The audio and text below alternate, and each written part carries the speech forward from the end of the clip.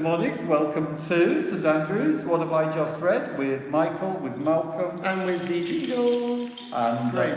really great to see you. And so we carry on with the Isaiah, which is more of these promises, isn't it? Is I will, a lot of that going on, isn't there? That's lovely. Yeah, I see that. It's sort of it's a development of from yesterday, where the passage finishes talking about idols. Right. That they create, and God challenges them, and God challenges the idols and the makers of idols. Okay, if you're so great, tell me what's going to happen next. Right. If you really know stuff, tell me what's going to happen next. And he says, indeed you are nothing, and your work is nothing at all. And then he all talks about a servant from the north. He talks about how he's going to raise up somebody from the north. And this will be one of the people who comes in, I can't remember his name, maybe Xerxes, or who comes in and conquers Babylon, and who is the person, or maybe it's Cyrus, I need to read or find out, but this person is going to be the person who tells Israel to go back. Right, and will sort of be out, come and lead them out from yes, Babylon, yes. So the Exodus 2.0 leader. Exactly, yeah. Exactly. And then we get this declaration about the servant. Here my servant, here is my servant whom I uphold, my chosen, in whom my soul delights. And in theological colleges, nearly always students are asked to write an essay, who is this servant? Okay. Is this servant this ruler from the north? Is this servant Israel, the people of Israel? Is this servant the prophet Isaiah? Right. And of course, as Christians, coming 500, 600 years later, we look back and we see this servant is Christ. Right. With the benefit of hindsight. Yes. Right. Yes, here is my servant. I put my spirit upon him. He'll bring forth justice to the nations. A bruised reed he will not break. A dimly burning wick he will not quench. That's specifically quoted of Jesus.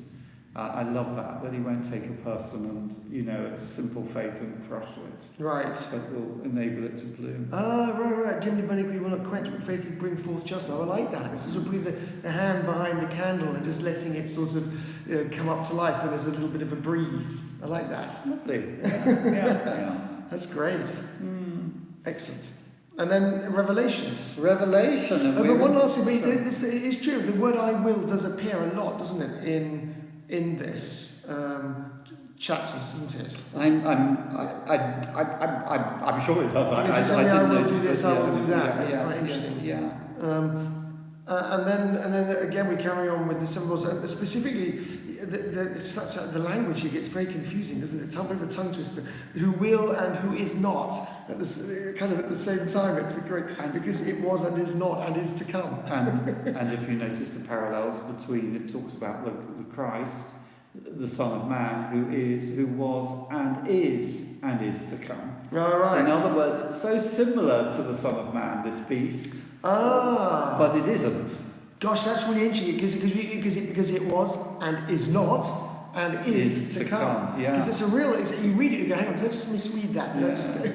I mean, I do remember in the days of the Soviet Union here, there were the big banners, Lenin lived, Lenin lives, Lenin will live. Oh, really? Taking the sort of great Christian acclamation about Christ, that's really applying it to a person. Haven't you, for a state that kind of basically upheld atheism to praising the Bible? Whereas probably it would have been better to say Lenin who is not. Yeah, exactly. And maybe who the spirit of that is to come, I don't know. But it's very interesting, isn't it? Because basically we're talking about something that is quintessentially evil and bad, isn't it? But it's very true, because often something that's evil looks just almost very similar to what is good, but there's just one extra little mutant that is not. Yeah. And this hall, right, which almost certainly is code language for Rome, on seven hills. But could apply to other cities. That's the great thing about apocalyptic language. But it's very similar to the woman who we're introduced much earlier on, who gives birth to a child. Right. And the woman who is sort of Mary embodied, but also Israel, the people of God, as well. And Right. so again, you get this sort of the woman and the beast, you know, Mary and the whore and the beast and the woman and the child. Right. You get Yeah. Again, this sort of music, exactly. Because isn't it? It's like viruses and stuff. They as cells, they almost look identical, but there's like one little prickly bit on the edge of it, and it's kind of different. That actually makes it harmful. And makes it Makes it a disaster for the body. Yeah, Yeah. it's quite interesting that. Intriguing. It's so true, isn't it? Often bad things in life do look pretty similar to the good things. Amazing. Yeah, it's an amazing passage actually, and quite graphic with the whole sort of the whore and the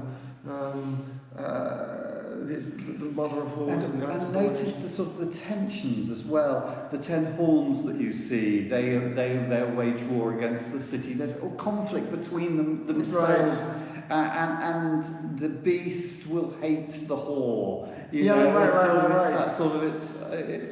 Right, they're all sort of against each other. Yeah. It's very interesting. It's all sort of they're all divided and it's interesting. It sort of reminds me of comments on social media. When I post my videos on my YouTube, in fact, I'm generally very lucky, but because the comments are generally pretty positive. But sometimes I watch other people's social media. The comments underneath, it's sort of a bit like this. Everyone's saying horrible stuff against each other for no particularly good reason. And you go, just chill out, take a deep breath. He only misspelt the word wrong. I had a Hermitage where I spelled ZH at the end instead of AGE because Russian transcription is ZH, but actually the official is AGE. I was wrong.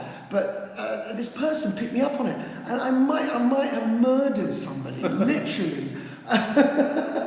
It was amazing. Well, yeah, it's sad. Vera, what the woman is the great city? What does it mean? I'm saying most people would say that it's understood it as Rome. It's code language for the city of Rome, which was the city of the emperors. It was built on 7 hills. But as we said, the point about language is that apocalyptic language, it could apply to other cities. Right. Where the city becomes the god and people live for that. It's sort of the relationship between the city and its rulers and its right. people. And also the city is about things that you have with borders and you own and you rule, isn't it? And it's it's very material and again, a city. Again, looking at the contrast, yes. Here we have a city. At the end of Revelation, we get another city, the heavenly Jerusalem. Right. But where everything is at harmony with each other. Right. And God is at the centre. So again, that's sort of it was and is not. It's really interesting, isn't it? Great. Bless you. Have a wonderful day, and hope to see you on Monday. Thank you. Yeah. Bye. Great. I love that she asks questions.